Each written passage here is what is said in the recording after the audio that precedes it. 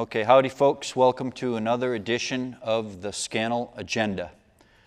Today's date is July 6th, 2015, and this is show number 23. And the title of the show today is National Water Project. I was just talking to an acquaintance of mine from Hyannis today, and he was lamenting that we didn't have any reservoirs on the Cape. I thought we had one in Harwich, but you know, our water problems here on the Cape aren't as bad as a lot of people have it really bad. And when I was a kid, my dad was on the Board of Water Commissioners in Harwich, so he used to work on these infrastructure projects, water towers, trying to get land for watershed areas for pumping, that kind of thing. So I kind of grew up with these infrastructure issues on my plate because Dad was into it, and I really used Dad as my mentor when I was a kid. Years ago, I used to have discussions with Chet Robinson over there at Nani's breakfast spot in Orleans. And that was a real treat, just to talk with someone who knew my dad, because there aren't many people I can talk to that know Dad. And Dad was really sharp, and he was very well respected, and he got a lot done. Now, I'm proposing a nationalized water system that will go along with the tripe system, and I should probably change the name of the name tripe, because people are skittish about tripe. So I came up with Unified Utility Grid System, or UGS for short, UUGS, UGS. So with the Unified Utility Grid System, we have transportation grids, utility grids, and of course water and sanitation grids and other kinds of grids too that are all wrapped up, gas, compressed air, all that. A lot of different unified systems in one, with the track pipe system or tripe system or UGS, Unified Utility Grid System. Now, the reason we need a comprehensive water system in the world, and also in the United States of America, is because of population growth and climate change and efficiency and quality of life and et cetera, health. You really do mark your civilization by how well you do with your water projects. In the Roman times, they thought very highly of having water and sanitation. So I'm no different. I really believe this is central infrastructure.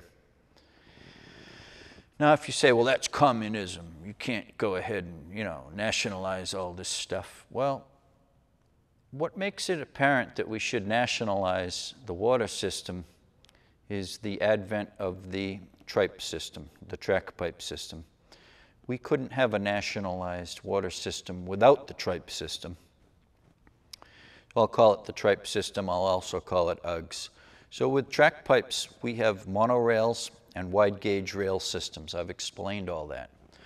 Now, these represent plumbing. And with a water system, you definitely need your plumbing. But the tripe system also represents power anywhere you want it. Basically, along the pipeline, you've got highly charged compressed air power.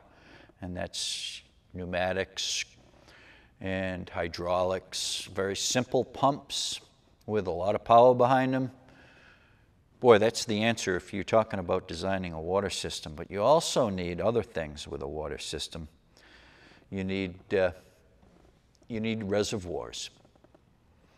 And you need the ability to pump a lot of water very fast from areas that get flooded, such as, well, who hasn't been flooded this last couple of months, if you've been watching the television. Poor Texas and everywhere up from Texas all the way up through Pennsylvania, it seems they've been suffering these massive floods. And if that's not bad, the other part of the country up in the Northwest is on fire, and Alaska too. Now, along with the water system, you can do fire protection. And because you have the tripe system, you can plug things into it like firefighting using the blimp or dirigible as a base for holding water and spraying water, put the water on the fire. I was a fireman on Nantucket for about 8 years, just a volunteer fireman. But I can see that we're going to need to shift gears in this country. If we're smart, we're going to want to clean up the fuel that fuels these fires. We're going to want to green the earth with the tripe system, providing water everywhere with the nationalized water system and irrigation systems. But we're also going to want to be able to put out these fires efficiently. So we're spending a good amount of money, in the billions, if you count the firefighting losses plus the expenditure to put the fires out. We're probably spending $2 or $3 billion a year. So if you look at those costs, and you might say, well, that's going to escalate because the global warming thing, a lot of people that weren't getting it are just starting to get it. I got it when I was a teenager, I think, when it first came out. I got it. Yep, this is real. This is nobody's fantasy. These are physical systems that I could see that were being affected by other physical systems, you know. So there's a reaction to everything, they say, you know, and it's no different with pollution. Mother Nature's not letting us off the hook. So the water systems are dependent on the track pipe tripe system, unified utility grid system, if you want to call it that. That's more in line with what it actually is, because when I say track pipe, I guess people don't get it. Okay, track pipe, yep, that's what it is.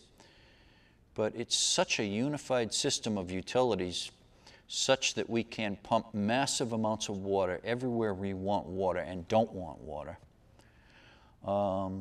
that it just lends itself very well. The tripe system lends itself to doing a unified, nationalized water project, a water system.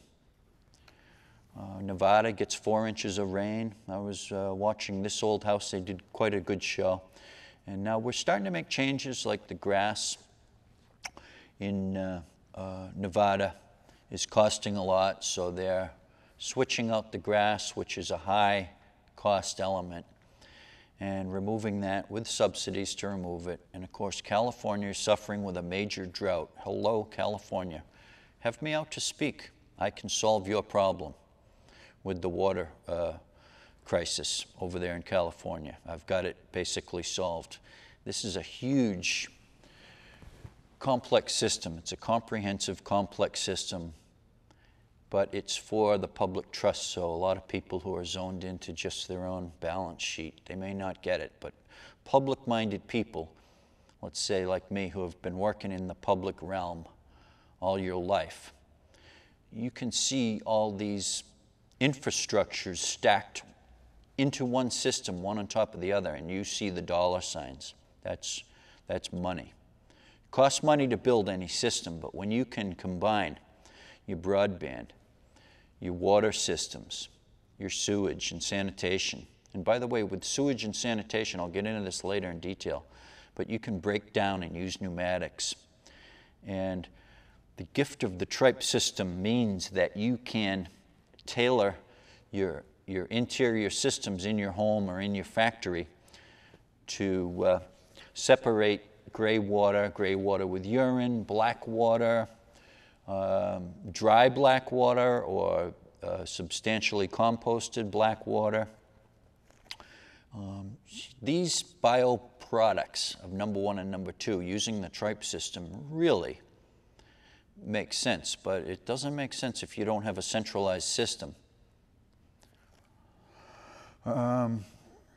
2005, rainfall was slight according to this Old House show that I just watched on Channel 2.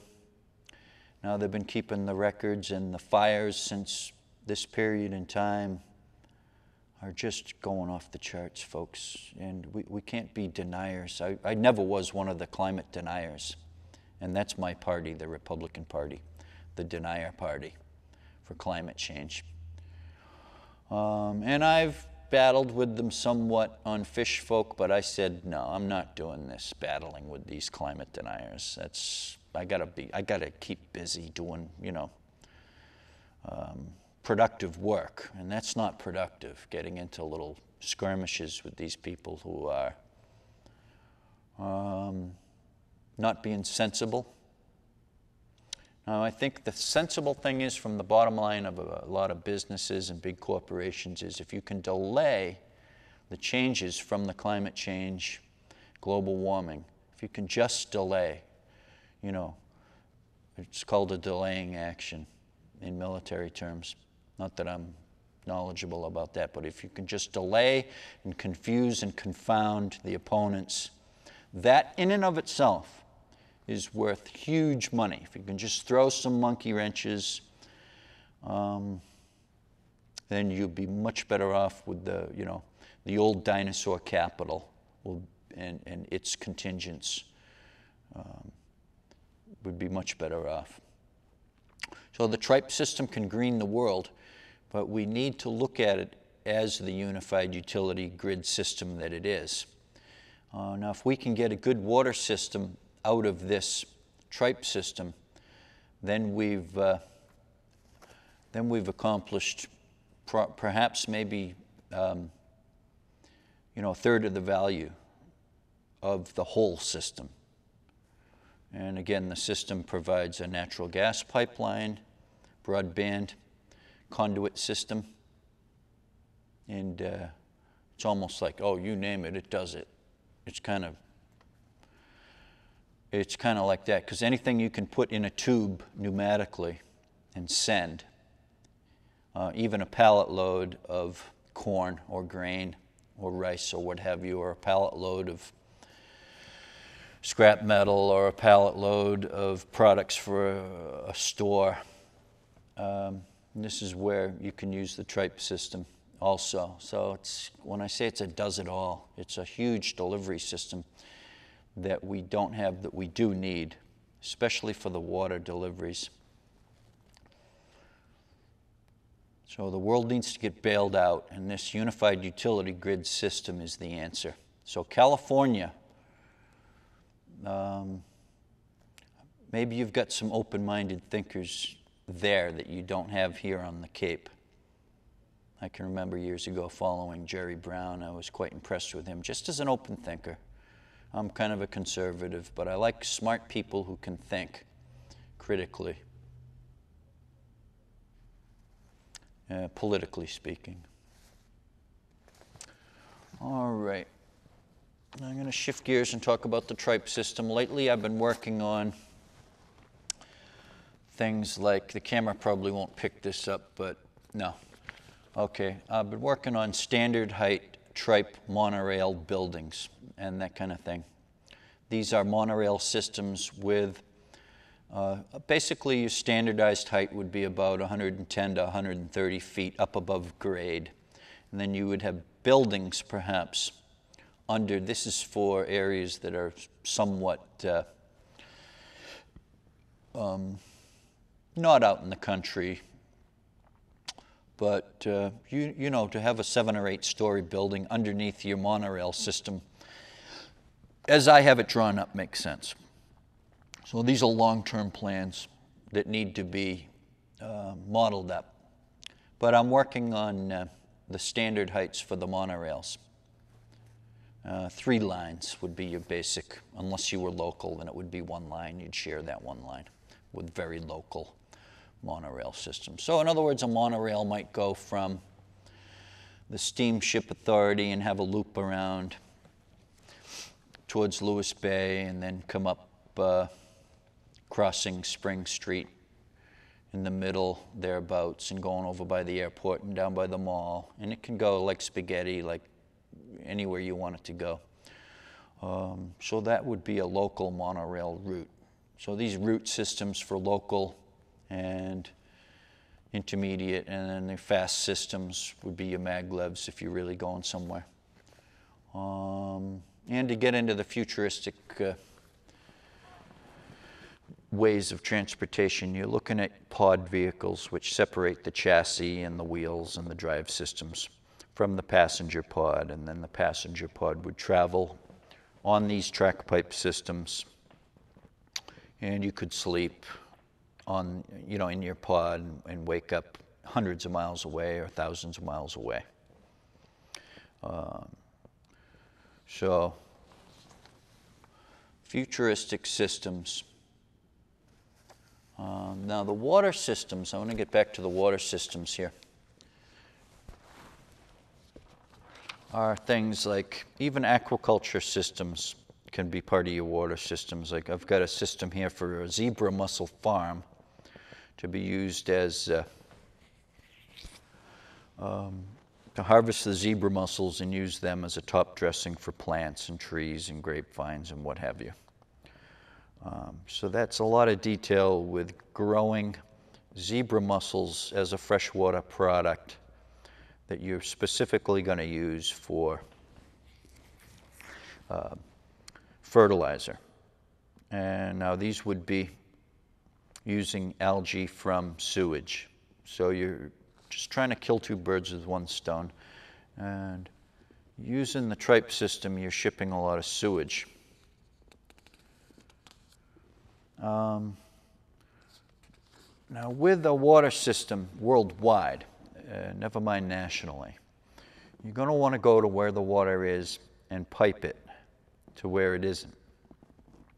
So with Greenland, water for the United States of America and Europe, or the Sahara, you would use underground, undersea pipelines. And these undersea pipelines would also be carrying compressed air and hydrogen. It would be like a specialized pipeline. So there's a lot of ice melt up there in Greenland, and it's beautiful water. Now the power to do all this is found at sea, for instance, in your currents from the Gulf Stream. They're quite forceful and powerful, and also your wind. So the horsepower is there, and the pipes are actually not that hard to build, because if you're building a pipe to carry water under the sea, you've got to anchor it in. That's the tough part. You've got to be able to construct it of materials that are lightweight, wood and plastic probably. And then you're going to need to power the pumps to pump the water. But water we should see as very, very, very valuable, and subsidized water and subsidized conservation of water. I was just mentioning to a good friend of mine here from Hyannis today, as we were lamenting about the reservoirs, as I mentioned earlier. Okay, one of the biggest deals right now going, the biggest bang for the buck, is for a household level operation to clean up its gray water. In other words, black water is from the toilet, gray water is from the sink and the shower or what have you. To clean that up, filter it up, and then use that for irrigation. That's, as my dad would say, the line of least resistance. So these are things that can really get us to where we need to go, these conservation measures. But having said that, that's very important that we do conservation measures and that we engineer those economically to be subsidized. Subsidize what you do like, penalize what you don't like, and then, therefore, we'll be going in the right direction. So greening the earth is important. We don't have all the time in the world to get this operation going. So how much time do we have now? Are we keeping a time here? 6 minutes. Oh, okay. All right. So the Greenland water for the United States of America, Canadian water coming down. Now, one of the biggest projects that we should do first, maybe before the Georges Bank mega mill, first we should have a Plains mill system that would go from Texas up into Canada, working with Canada. This will kill two birds with one stone. We'll be able to ship the tar sands oil or the tar sands through this corridor very safely. And these track pipes are plastic, basically. They're fiberglass, like an old fiberglass boat. They're very durable. They're not welded steel.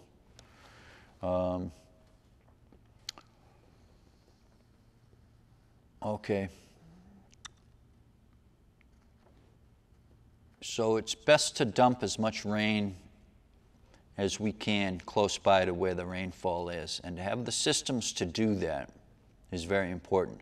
In other words, these lows come in from the Gulf and they go up into Texas or Louisiana and they go up in towards Ohio and Pennsylvania. So you got to make hay while the sun shines. You got to be able, with drainage systems that we've already got pretty good drainage systems, but we need to just supercharge the pickups on those and get the water sent, high pressure water pipes sent away close by to reservoirs close by meaning less than 50 miles, hopefully. That way, you know, you take advantage of the valuable water that God gives you. Private cisterns, public cisterns, whatever works. The battle cry should be, we're going to keep the water that God gives us. We're going to use it wisely. We're going to filter it, keep it clean. We're going to do the conservation. But now, you're probably wondering, well, who else is working on this? Nobody. Nobody's working on this with me. What a shame that is. You know, that's not for me lack of trying. I've been trying to publicize this. So here's a passive condenser tent. You know, there's ways to make water using passive systems. Dowel in polyethylene pipe for water and tea. In other words, how to build an actual pipe that's going to last, that's recyclable. Better reservoir sides. I'm looking at a 600,000 gallon. No, that's, yeah, 600 million gallon reservoir. So designing such means that you've got to have a boat builder's and a fisherman's mentality, you know, and just, you know, you've got more to work with, in other words, than just steel and cement, you know. You've got all kinds of materials you can be working with. The case for a higher water table. Traditional levels, short-term history with the bogs and ponds and water controls. So there's a lot to water here on the Cape. Herring and eels, viability, wet versus dry. We don't want to pump these systems dry, these natural systems. Beaver dams provide higher levels. This is the old way. Drain to build as de facto policy was the old way to go. So we need to do a little bit of study on our water systems over the years and what we did and why we did it, and then kind of transcend where we are now with a mega system called the tripe system.